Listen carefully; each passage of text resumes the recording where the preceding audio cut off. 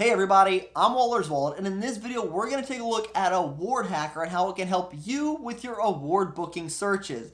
But first, if you're new to this channel is all about credit cards, credit card rewards, and showing you how you can use your points and miles to travel for less. So if something that interests you, consider subscribing and turn the bell notification on as well. Also, consider giving the video a thumbs up. It really does help the channel out. Now, I've had a few requests to go over AwardHacker and how to use it because it can be confusing for some people. And one common thing I see happen is someone checks AwardHacker, but when they go to check for award space, the award space isn't there or the price is different than if it comes from AwardHacker. So the first thing you need to know is that AwardHacker does not search or show award space for you. It's only a guide on potential award costs. And even then, AwardHacker is not 100% accurate, nor does it show all options. For example, AwardHacker does not show using Etihad miles on American Airlines. And using Etihad miles for American airline flights could be a better option for you than using American airline miles. Nor do they have Capital One listed under transfer options for transfer partners, since Capital One is now a flexible currency. But they do have a mention that they are in the process of updating the reward charts and the routes, which is always great. But AwardHacker should be used as a guide or a starting point just to get an idea of what the potential cost for an award could be. But as we see more airlines slowly moving towards dynamic pricing, I'm not exactly sure how their website is going to handle that when you take into consideration flash sales or like American airline web specials and the prices constantly changing of these programs. I just think it's going to be really hard for AwardHacker to keep updating those routes. And if you were to look at programs like Southwest and JetBlue, they don't even have those options listed in their programs. So I wonder if we're eventually going to see them phase out dynamic programs from their award searching, since it's just so hard for them to do that. Now let's talk about searching AwardHacker, because something you need to keep in mind, since this is a guide, you can't search for multiple people, you're only going to search for one at a time. And the reason why this is important, let's say you're searching for 4 or 5 people. An airline may only have 2 seats available at Saver Space, and when looking at AwardHacker, if it shows you it's going to be 25,000 points round trip, that airline might not have enough for what you're looking to book. So you do need to keep that in mind, that it doesn't show for an entire party or more than just one person. It is showing a single seat. But I think the biggest filter to know about is filtering out by the frequent flyer programs. And this is going to help reduce the number of programs you see based on the points you have. For example, if you only have Ultimate Reward points, then there is no need to see Membership Reward points or Thank You point options. They're just not going to help you. Now, when it does come to filtering, remember, Ultimate Reward and Membership Reward points, they transfer to Marriott as well. And when you filter out by those, they're going to show you all the Marriott Bonvoy transfer options. But remember, Marriott Bonvoy transfers to airlines at a 3-to-1 ratio. And when you transfer out 60,000 Marriott Bonvoy points, you're going to get 25,000 airline miles. So while this is an option for you, I'm not necessarily sure I would be transferring my Ultimate Reward points or Membership Reward points to Marriott, just not thinking it to be an ideal way to use your points. Another big thing to consider is that AwardHacker does not let you see the potential taxes and fees associated with those award bookings, because some partners are going to pass on fuel surcharges to customers, so while it may be cheaper in terms of miles, you may be spending a lot more money in terms of taxes and fees, making it not a great option. Now let's talk about using the information from AwardHacker for award searching. And once you see your potential options, then you need to go looking for award space. And this is the most time-consuming part, because if you're going to start looking for alliance partners, then there are a lot of things that you can do. And AwardHacker gives some advice on where to look, but I'll make this a little bit easier for you since some options are going to be more user-friendlier than others. And if you're someone looking for Star Alliance partners, then you can use United, Aeroplanes, or even ANA's website to search for award space. And with United being dynamic for their flights, you might want to look to use Aeroplanes to find a Saver Space on United flights, because if Aeroplane can see it, then it should be bookable by other partners. It's just going to be harder to see Saver Space for United flights on their metal, since there's no longer Saver Space within United's award system.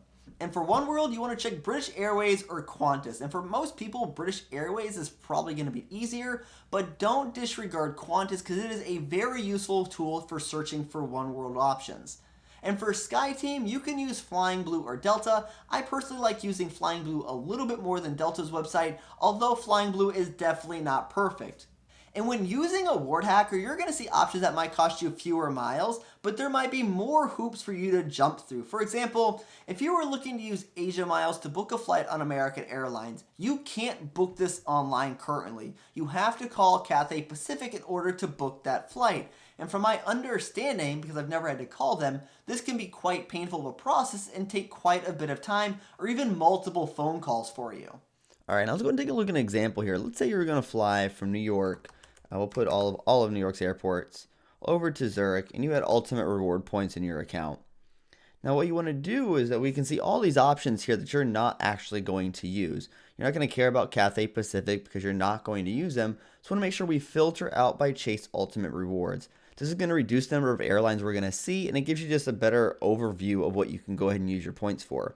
Now, as you start looking through some of these options, you're going to see some of these options here for British Airways for a single partner. This would be for off-peak time. You're going to see British Airways for peak time. You see Singapore Airlines, Air France, and United here. Just as a couple of examples. And the ones that immediately push out to me are one, British Airways because how low it costs, and two is United because I know they don't pass on fuel surcharges.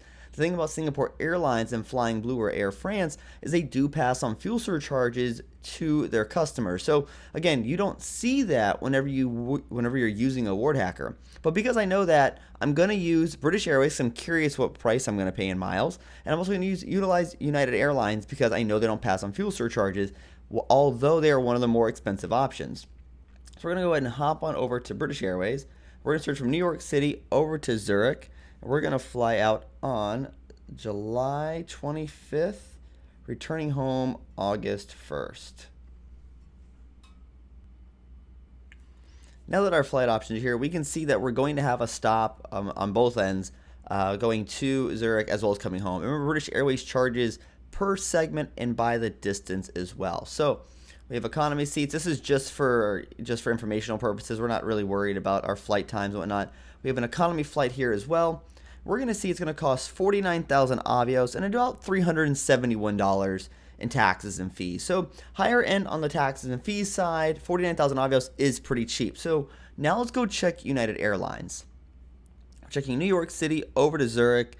We were doing July 25th to August 1st. Book with miles.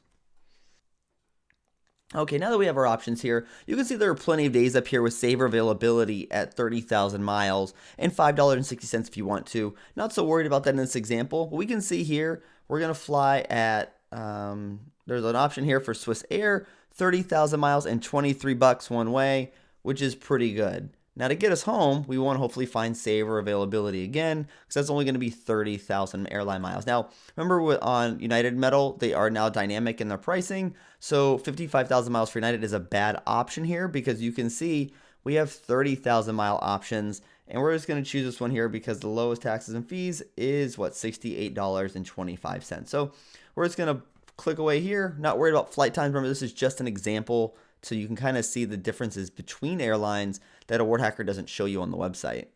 And you can see United is going to be 60,000 miles and about $91 in taxes and fees for you. So you're going to save about $280 by redeeming another 11,000 miles. Now, I don't know about you, but myself, I would redeem the extra 11,000 miles to save myself about $280 just for the fact I can use that money at my destination. But if you're low on points and that's all you have, British Airways still gets you there. Remember though, you still always want to compare to the cash price.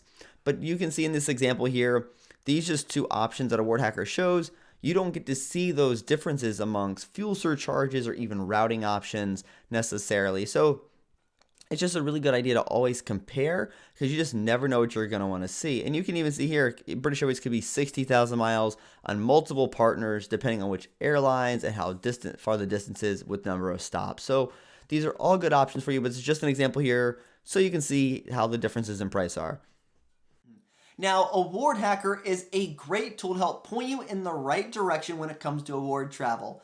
But you just need to remember, it's not perfect, it's not 100% up to date, nor does it show you all the possibilities for award travel. But if you take it for what it is as a guide, then it can be super helpful when you get stuck. But you want to be sure to actually price out the awards because they can be different than what AwardHacker says, and the taxes and the fees could play a big role in your options as well. So tell me, have you used AwardHacker in the past? Hey everyone, thanks for tuning in this video. If you want to help support the channel, a simple way would be using links on the website or in the description below. And until next time, safe travels and take care.